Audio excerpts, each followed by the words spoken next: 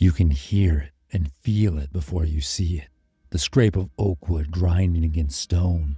The longship bumps against the rocks. The keel is sliding on the strange, foggy coast.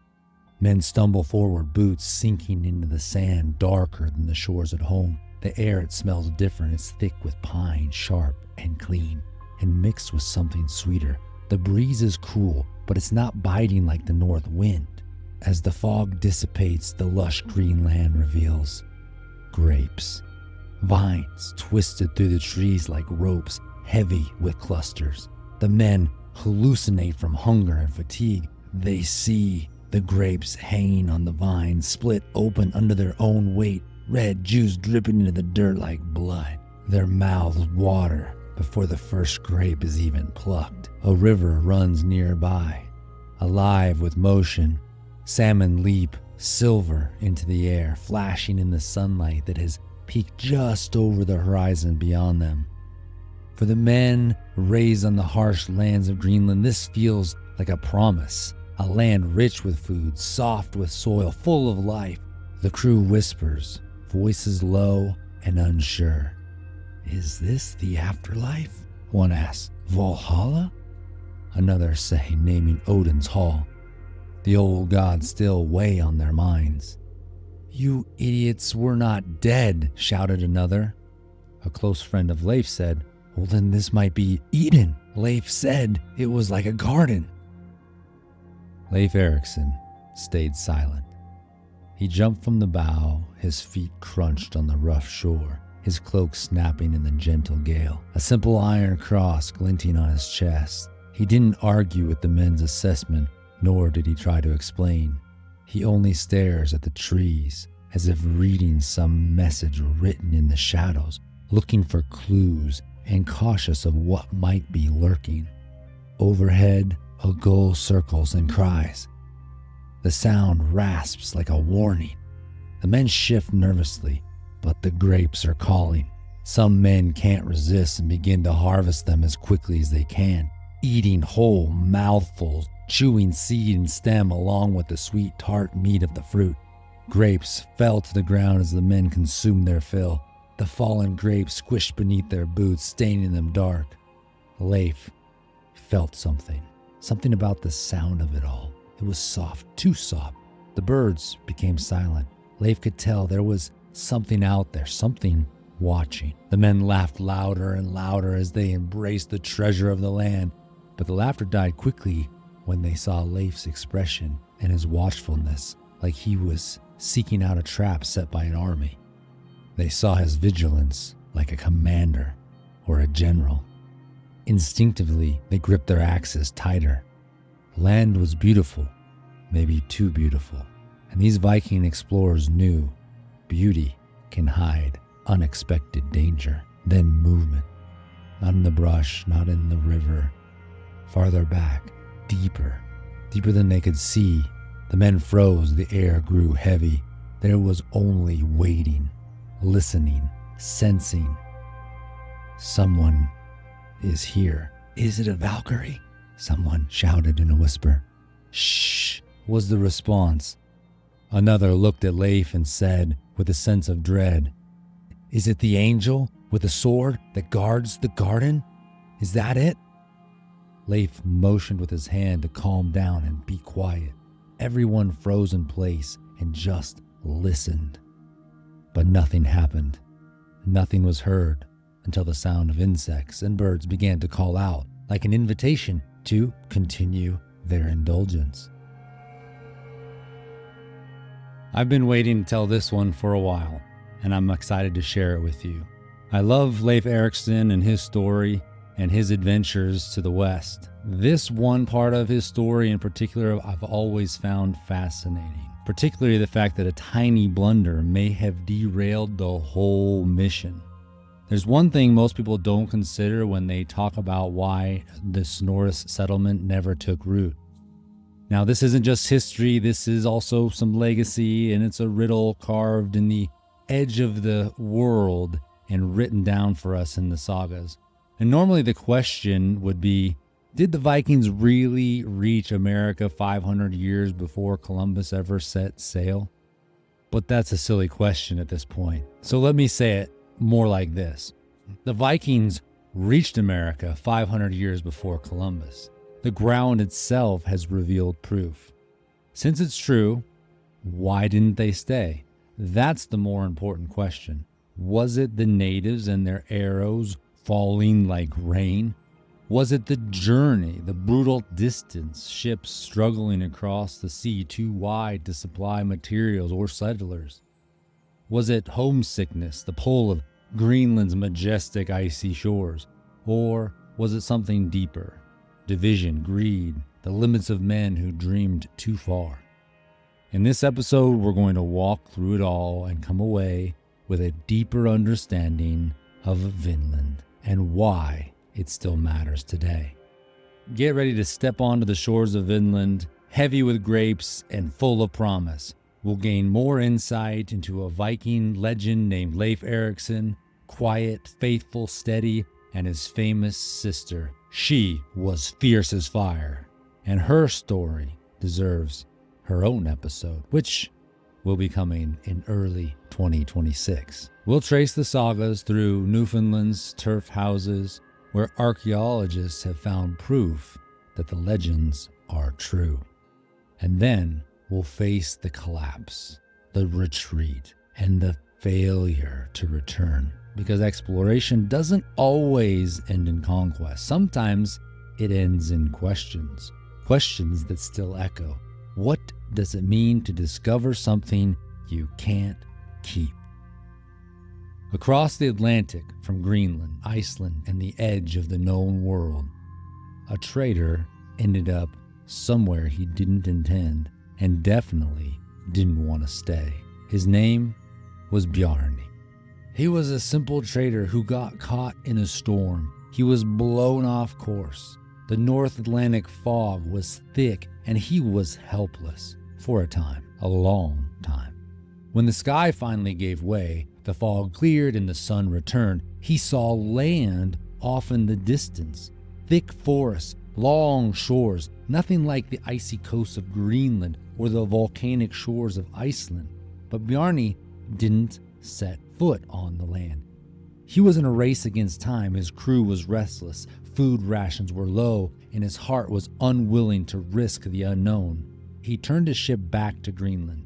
When they reached land, he didn't hesitate to tell a story of misfortune, discovery, and the possibility of opportunity. Most people mocked him and usually added a quip or two about Hofgufa or drinking too much salt water. People weren't buying the Norse seaman who saw a new land and wasn't willing to set foot on it. That led most people to believe that it was just a little too far-fetched. It couldn't be real, it couldn't be true. But among the listeners was Leif Erikson. He didn't laugh, he listened. He even felt a pull from deep within. Leif was the son of Erik the Red, the outlaw who had carved out a home in Greenland after being cast away from Iceland. His father was bold, quick-tempered, hungry for conquest. Leif, however, was much different. He was quiet, measured, calculated, and to the disappointment of his father, a Christian. In a quiet moment, Leif approached Bjarni to confirm his story and make him an offer to buy his boat. Leif thought that if his ship could make it that far once, it could make it again. Bjarni agreed and sold Leif his ship. Leif put the word out of this ultimate venture, looking for a crew that was willing to risk everything with no guarantee of return. Those that had longed for the days of raiding along the coast thought this was their chance to dare, to be bold, to earn their place in the Great Hall. The crew formed quickly, each man with his own motives and beliefs on what they would find. The send-off for the crew, it was small. Leif's sister told her brother to find the land and to come back and take her there. She said, "If you don't, I'll find you and I'll kill you myself." And he believed her. They hugged and he jumped aboard. The crew took their position, grabbed their oars, and used them to pull the ship from shore out into the surf. In unison, the men pulled, and the vessel headed west on a course of destiny. The voyage was long. The sea was cruel. The North Atlantic is not a gentle partner for such a venture. Waves slammed the longship. Salt spray stung the men's lips. Frost clung to their beards. Timber groaned under the strain. At night, the men huddled together, cloaks stiff with salt, praying the sea would let them see morning, hoping for the wind in their sails to move them forward to their destination. But extended time at sea tests even the strongest mariners. The reality of the sea also has a way of keeping mutiny in check, because failing to work together as one was the quickest way down to the bottom of the ocean. That's why people hunkered down, grit their teeth, and just kept going. Land! Now, before you get too excited, that wasn't it. They didn't find Vinland, not right away. They had no idea what they found, but it definitely wasn't what Bjarni talked about, because there wasn't a single tree in view. They stopped for a moment to examine and to explore. It didn't take long to figure out this was nothing more than a small, godforsaken rock floating in the middle of nowhere. Someone commented, "This would be a good place for a couple mischievous dwarves." Someone chuckled at the joke. If you didn't get it, you want to learn a little bit about the story of the Mead of Poetry. Well, quickly they noted the name of the location, Land of Flat Stones, and they continued on around the island. Even though the barren island wasn't their goal, it had a way of reinvigorating the men to sail on. It didn't take long until they found another land, except this one stirred more than hope. This one, they thought, this is it. And maybe it was. The land was full of dark forests, stretched as far as the eye could see. Timber was precious in Greenland, and here it seemed endless. They called it Markland, the land of forests. Even though the land was full of resources and promise, it wasn't advantageous for a settlement. That's why Leif directed the crew to sail on further. With land in sight, the biggest challenge was over, and the men knew they could row to shore at any time. It was like being back in Norway and navigating the fjords and sailing along the coast with the land just in view. Off in the distance there appeared more land that stretched as far as the eye could see, faint but endless. They sailed on. The air suddenly felt warmer, softer. Gulls almost sang a song above them, greeting them, inviting them. The closer they rowed along the coast, details emerged. Vines heavy with grapes growing everywhere, wild grain swaying in the wind, salmon swimming in massive schools, countless rivers emptying into the sea. The men shouted in joy, "Vinland, the land of vines." They marked the map, and no one disputed the name. When the ship finally found its shore, it scraped the rough, pebble-filled beach, and the men that were used to scraping by in life and tilling hard ground, this place, it felt like a gift that was too good to be true.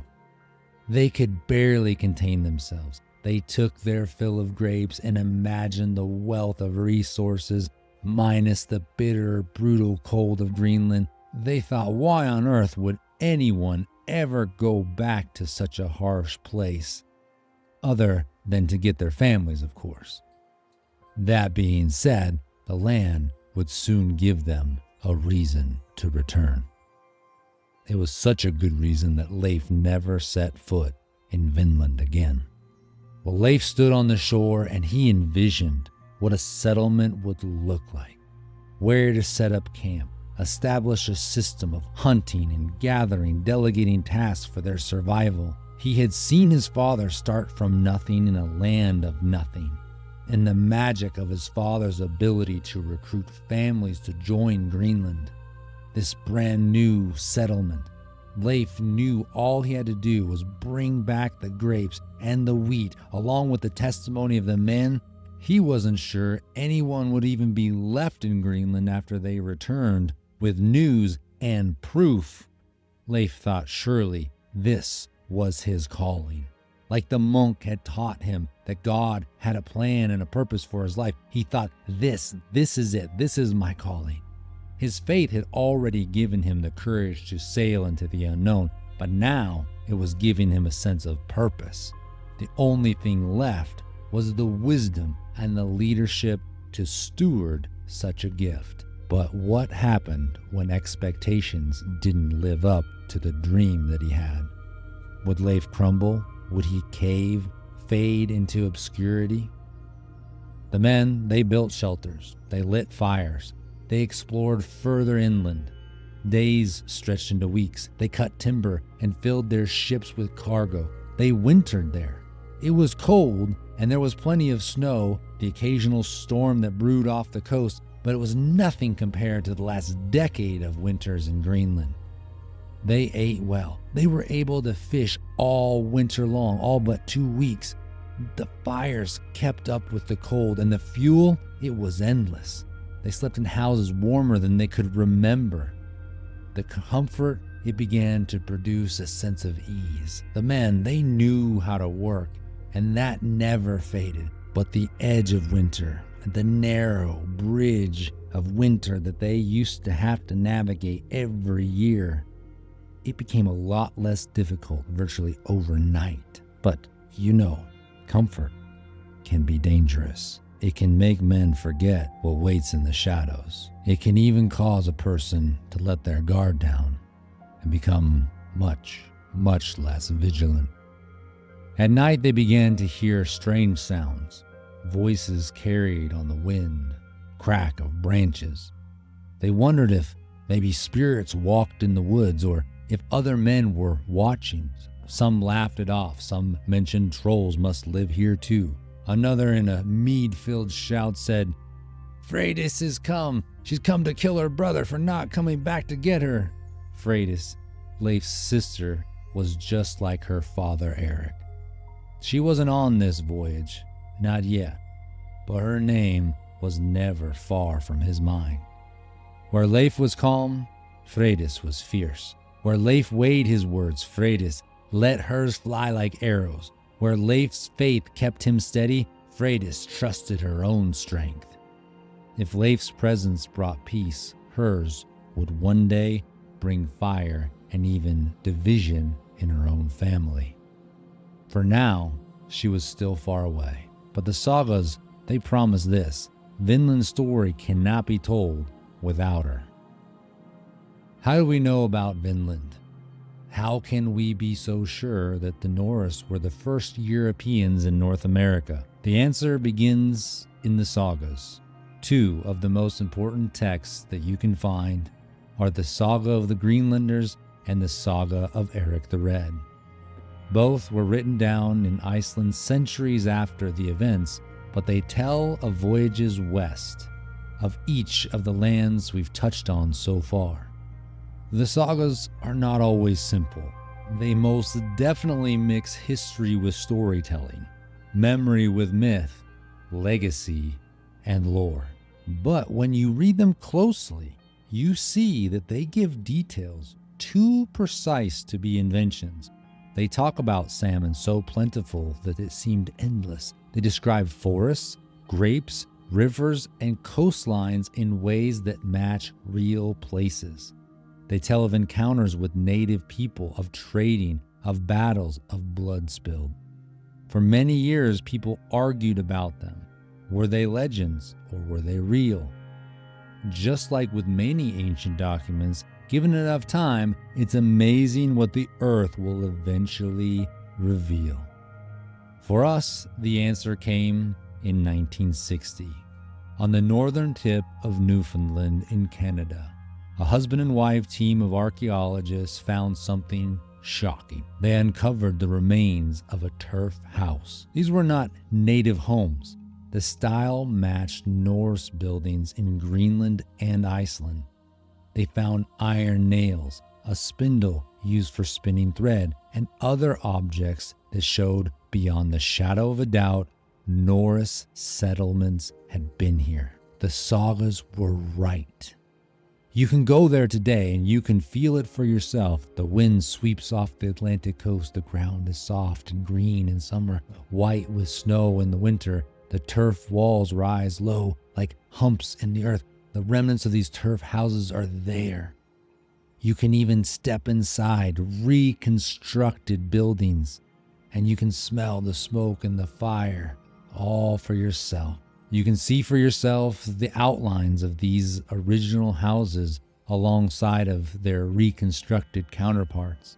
It's quiet there, but in that quiet, you can almost hear the voices of 1,000 years ago. The clang of iron, the crackle of fire, the talk of men and women who had crossed an entire ocean just to be there. For the Norse, this was paradise compared to Greenland. The sagas describe rivers thick with fish, forests deep and full of timber, game animals waiting in the woods. For people who were used to scraping by in life, with soil hard to till, this sounded like more than survival. It sounded like abundance. And yet, the story does not end in success, because Vinland, as rich as it was, it didn't last. And that brings us to the haunting question, the one the sagas don't fully answer and archaeology can't yet fully explain. If the Vikings found paradise, why did it become a ghost town? At first, things did go well. In fact, the sagas say Norse met native people. The initial meetings were peaceful. The Norse offered cloth, and the natives gladly accepted it like a prize. In return, they received pelts and food. For a moment, it seemed like Vinland might be more than just a dream. It might be home.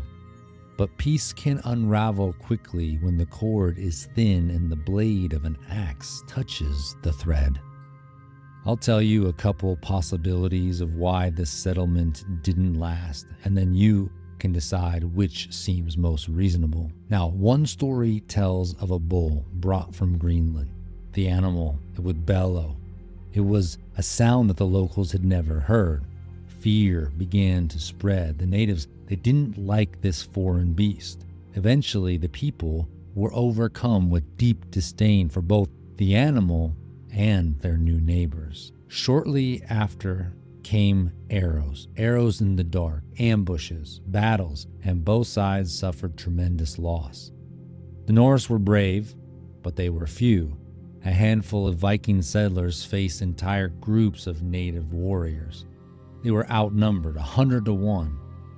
They fought hard, but every clash pushed them closer to the sea.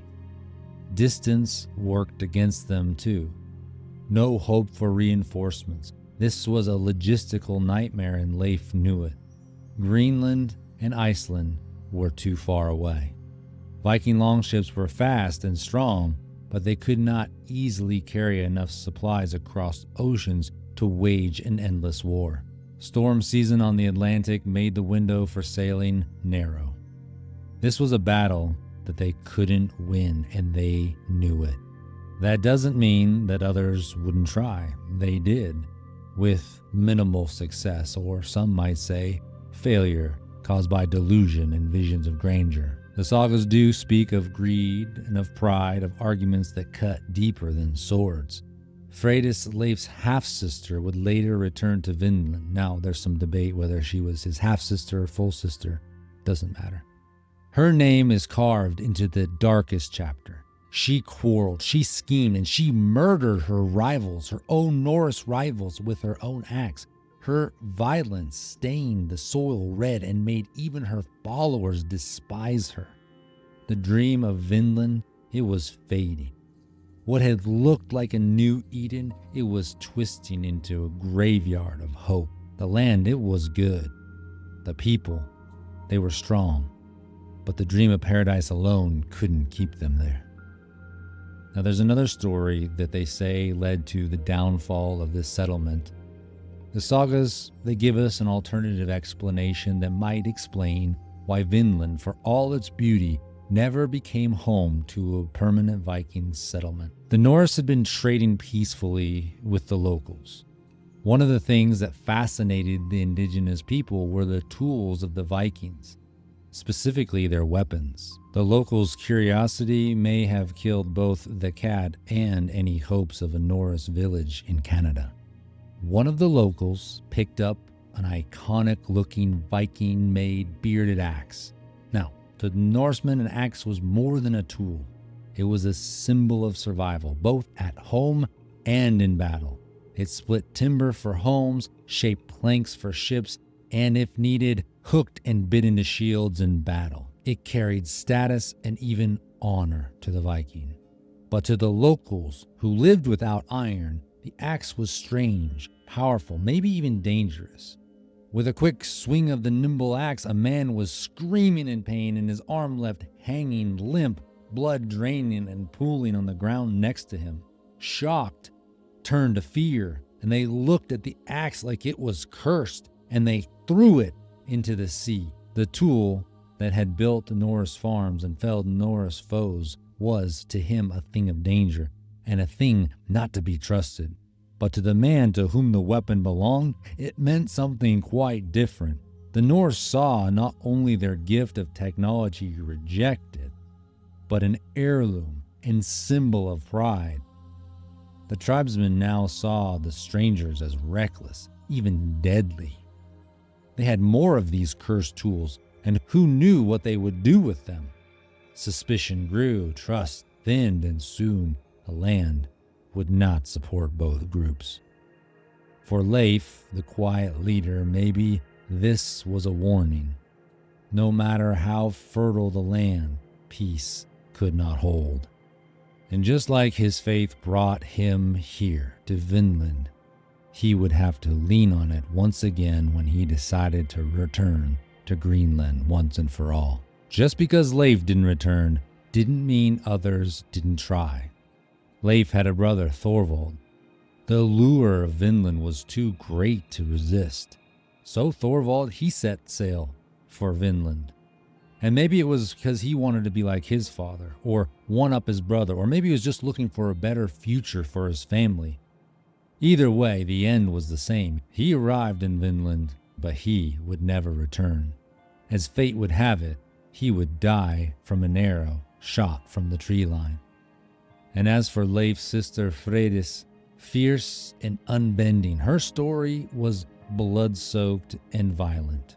She attempted to settle the now legendary land like it was a prize that everyone wanted a crack at. She was as fierce as they come. She had her own men that she led into battle. One battle in particular that's recorded in the sagas says she bore it all, and she did it while she was pregnant. She went into battle with a baby in her womb, but even she, in her temper-fueled rage, couldn't find a way to tame Vinland or its locals. And so the saga leaves us with this line of thought. Vinland had promised them heaven. Instead, it showed them their limits. In the end, the settlements, they didn't last. Within a single generation, Vinland was abandoned. The houses stood quiet and still, empty and unoccupied. The rivers still ran, the forests still stood, but the Norse legacy in North America would have to wait another 600 years before a Scandinavian settlement would again dwell on the other side of the Atlantic. Leif Erikson returned to Greenland. He never sailed west again. His name lives on, and he earned the nickname Leif the Lucky. His story was one of a man who had the courage to venture into the unknown, who dared to do what others scoffed at. Leif Erikson touched the edge of the world as they knew it and lived to tell the tale.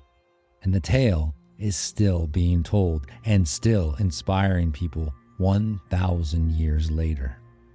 In a civilization based in oral tradition, the stories would have been told by the men and the women that were there, told to their friends, to their children, and to their grandchildren. At some point, they became tales of skalds told in the firelight. But that's when Vinland started to slip from history into memory, and from memory to myth. Fortunately, influence from the West was able to take and write these oral traditions down into sagas. But there, they still danced on the edge of myth and mystery, and that's why historical accuracy has always been in question. It was the lost settlement of Vinland for a long time, until it wasn't. Vinland's always been more than a lost settlement. It was a symbol. It still is a symbol, a reminder that the sea could be crossed, that the horizon was never the end, that men and women could go further than the maps or the majority suggested. Exploration doesn't always mean conquest. Vinland proves that. Leif Erikson never ruled in America. He never built a city or raised a kingdom there, but he became a Viking Age legend. How? By proving the sea could be crossed, by being bold, by showing resilience and tapping in to the example that he had of his Viking father, who constantly dared to do more and face adversity and challenges in a way that Vikings of the Norse should. He showed that the unknown could be reached, and sometimes that's enough. Sometimes the value of a journey isn't in holding on to or possessing the land, but in proving that the road exists and that anyone can make it if they're willing to give it a go. You may at some point step into the unknown and start something that doesn't last. And maybe you're building something that ends up fading.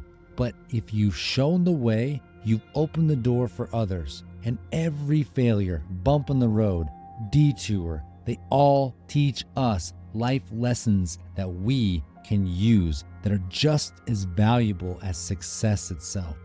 So hear this, your journey has meaning regardless of the intended results. Your first attempt may fail, your second attempt may fail, a third, fourth. It doesn't mean that it was wasted. The lesson is simple. Never stop exploring, never stop testing, proving, and finding out what you were destined for. The greatest lesson here is the real measure of success isn't in how many treasures we can collect, or claiming the most territory, or living in the biggest castle before we die. It's in refusing to stay stationary, refusing to shrink back when the horizon is daring us to move forward. So move forward, always. Even the smallest step is a step in the right direction. Vinland's legacy was not a story of building a thriving colony. It was more a story of what's possible when people refuse to stay in the safety of their home. And it's a story of men who risked storms, distance, and fear just to see if something more was out there. And here's what I'd like you to take away. Explore. Explore the world. Explore your limits. Explore what's possible. The Vikings remind us of that. The next horizon is always waiting. And maybe it's the next town over. Maybe it's the next state you haven't visited yet. Maybe it's a neighboring country. Or maybe it's just a new way of living. But here's the warning. Not every ship is seaworthy. Some ships can get you out into the water, but not across the ocean. They look strong, but they can't carry you to the other side. If you're going to chase Vinland, you need the right crew, the right captain, and the right vessel. Because the sea will test you, and only the right ship will get you where you long to go and where you are destined to dwell. Here's something I'd like to ask from you. This podcast, it's our Vinland. It's a new shore, a fresh settlement. Right now, it's just a handful of longhouses on the edge of a vast world. Slowly, people are arriving, and it's exciting. And the analytics are saying that they're hanging around when they do come. But for this to have a lasting impact, for this outpost of the Viking lore to grow into a thriving hall of Viking Age culture and inspiration, it takes all of us. It takes you. So if you haven't yet subscribed, if you haven't yet left a review, and if you haven't yet shared this podcast with somebody that you know, please take a moment as soon as this episode concludes and help lift the beam of the next longhouse in this settlement. Realize every new listener is like a ship landing on the beach. Every share is another story told by the fire. We're building this together. And just like Vinland, it won't stand because one person's strength, but because of an entire crew. Spread the word and let's see just how far this Viking voyage can go. And I'll leave you with this. Until next time, be bold, be strong, and awaken the Viking in you.